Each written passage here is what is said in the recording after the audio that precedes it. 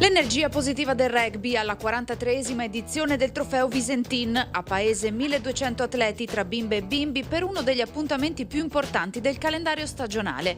Gioco di squadra, rispetto, passione sono i valori che accomunano lo sport della palla ovale ad Alperia, riferimento per i servizi energetici 100% sostenibile, che ha scelto di supportare il rugby veneto. Crediamo molto nei valori che dà il rugby, come la passione, il rispetto reciproco, il gioco di squadra.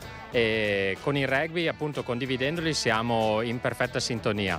In particolare, come Alperia, abbiamo deciso di supportare questi giovani atleti che saranno i nostri uomini e donne del futuro e avranno il compito di costruire un mondo migliore e più sostenibile.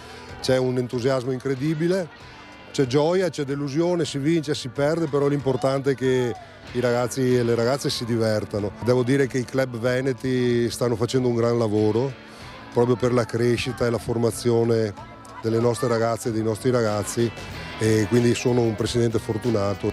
Gabriele, Diego e Alessandro ben raccontano il senso di una grande festa che ha coinvolto tutti, tifo a bordo campo compreso. Dobbiamo migliorare ancora i passaggi e i placaggi, però sono andate bene queste partite. Il lavoro di squadra. E dobbiamo migliorare i passaggi e l'importante è divertirsi. Fare nuove amicizie anche con i bambini delle altre squadre, che è bello, sì. Noi siamo qui per aiutare questi bambini a realizzare i loro sogni, per cui andiamo avanti. Società come quella di Paese e tutte quelle che partecipano qua sono il vero cuore pulsante del nostro rugby.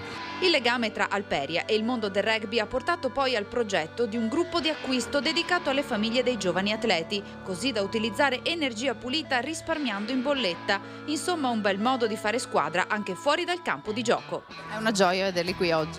Assolutamente sì, perché poi si vede, sono tutti contenti, anche qui l'ambiente del rugby è proprio, ci si sente a casa, quindi siamo veramente contenti di essere qui, davvero. E poi c'è il terzo tempo. E poi c'è il terzo tempo che assolutamente è il plus di questo magnifico sport.